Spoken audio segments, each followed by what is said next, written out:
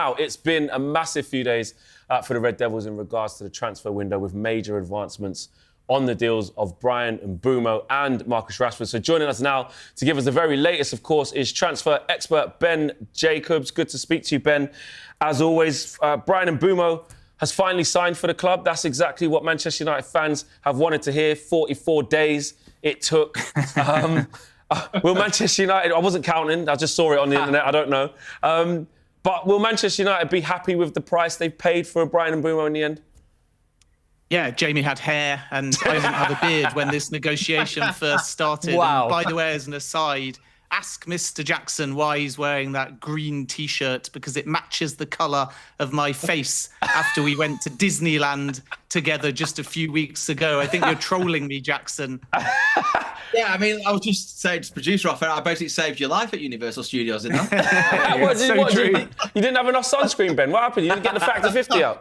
Do you know what? We survived the Hulk roller coaster, which is the scary one, and then Harry Potter, of all things, undid me with motion sickness, and Jackson heroically went and got me a Coke, and the sugar turned my face back to this pallid vampire complexion, but it was literally the colour of his shirt in the immediate aftermath. I was a bit worried, to be honest. So being the sort of, knight in shining armour I went off and I got you some regulation sugary drinks, and you were back to your best, weren't you?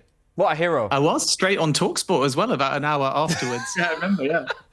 But yeah, Ryon and Mbeumo, probably people would prefer that than hearing how I almost vomited all over Jamie I'm not Jackson. going to lie, this is a dynamic duo I didn't know I needed, to be honest. So I want Chronicles of the Club World Cup.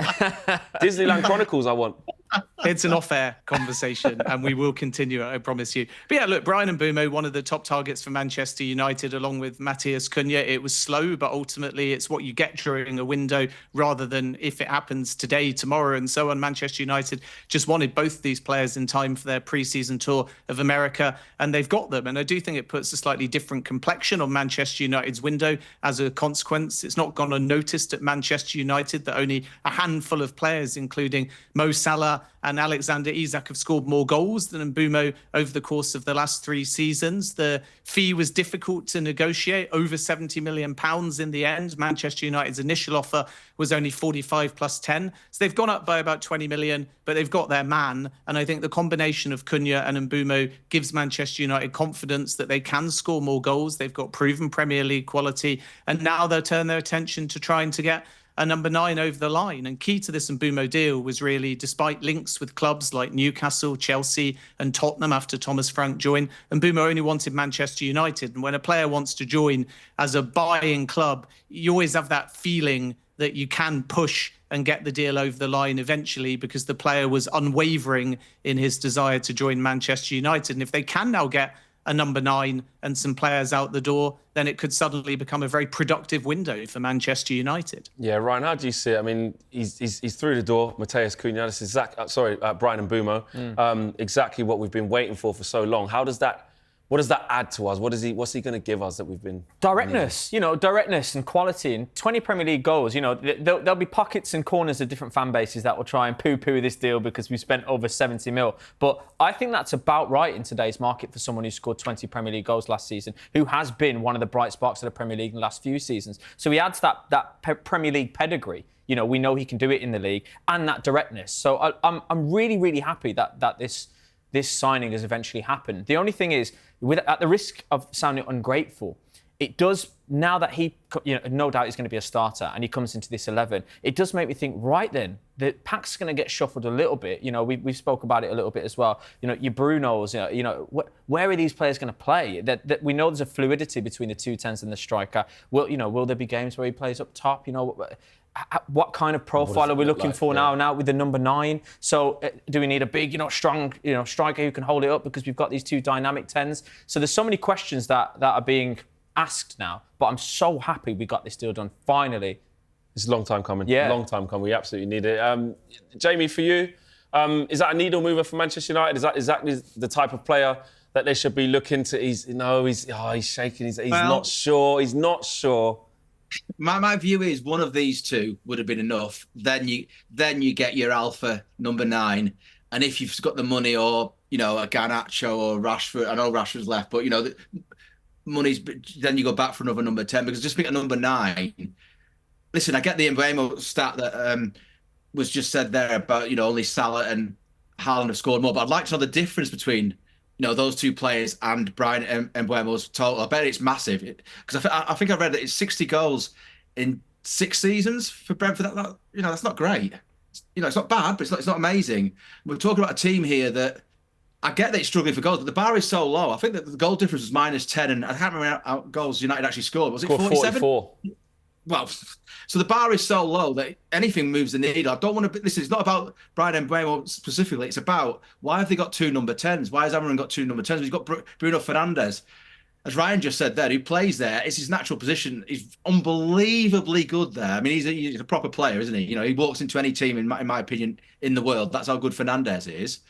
I just don't get why they've gone for 2, just because of what I'm talking about. I mean, listen, they might pull off a Watkins or something like that, and then then that really is a good window. But I just find it a bit odd, especially when you go. We'll probably get into this in more depth in a bit, but this whole thing about central midfield, we've got no legs, we've got no pace. So there's another area, right? Yeah. Now maybe he's saying that, Amorim, he's flagging that actually they're confident of getting someone in, because very rare you'd hear a comment like that, unless there's something coming down there, or unless he's sort of not putting pressure on the ball, but he's sort of he's sort of flagging that he really wants one. But I don't know, it just feels a little bit lopsided. I hope I'm proved wrong.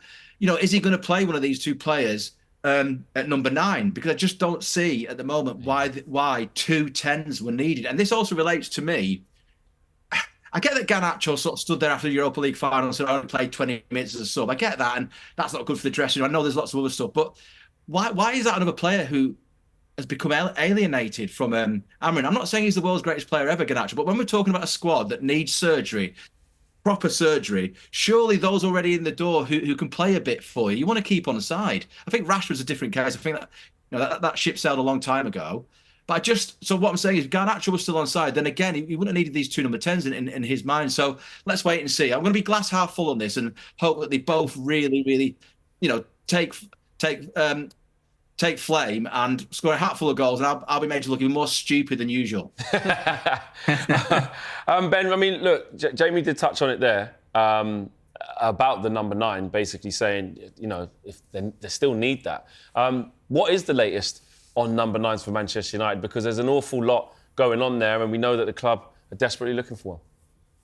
Yeah, number 9 is the next priority, and obviously outgoings will inform what kind of budget they can generate. So getting the Rashford wage off the books, even though it's only a loan to Barcelona. Garnacho is the so-called pure profit. You would think that if they can get 50, 60 million for him, they will be able to move quite freely in the market, because remember, the Cunha fee is in 3 payments, and the first is on this financial year, not the last one, and therefore they will still have a little bit of budget, but not necessarily 100 million euros, which is why, despite inquiring on Hugo Ekitike earlier in the window, they were not able to proceed with that to any serious degree, plus the fact that the player only wanted Liverpool. We've heard a lot of reports in the last 24 hours about Victor Gyökeres. It's true, there is appreciation from Ruben Amorim, but naturally that one financially is tough to pull off, and the player at the moment only wants Arsenal. And Manchester United sources deny that they have a place to bid or plan to. So this is very much about Sporting offering the player to Manchester United to create a bit of competitive tension.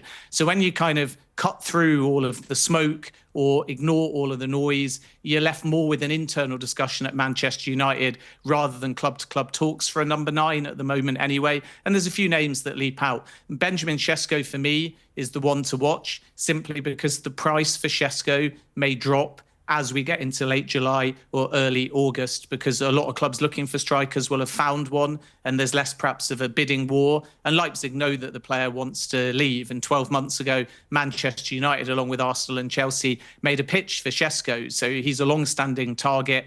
And now you've got Chris Vivell, who's the director of recruitment and effectively the number 2 to Jason Wilcox. And he knows Sesko from his own time at the Red Bull Group. So I think at the right price, that's a deal that Manchester United would like to do. But Arsenal struggled to drive his release clause, which is over 80 million euros, down.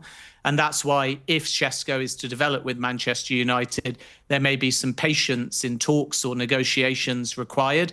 A lot of talk about Nicholas Jackson. My understanding there is that Manchester United at the moment have no plans to bid.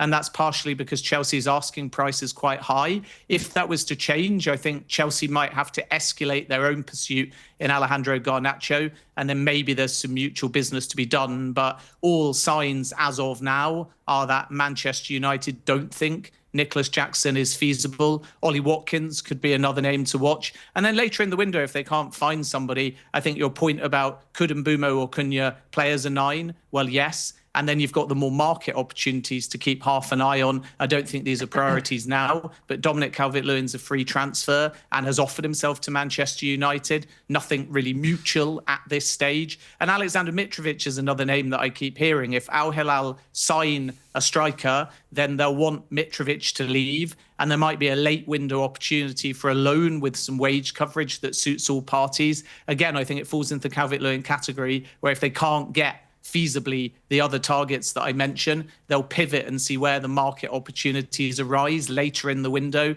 And Mitrovic could also be a name, therefore, to watch.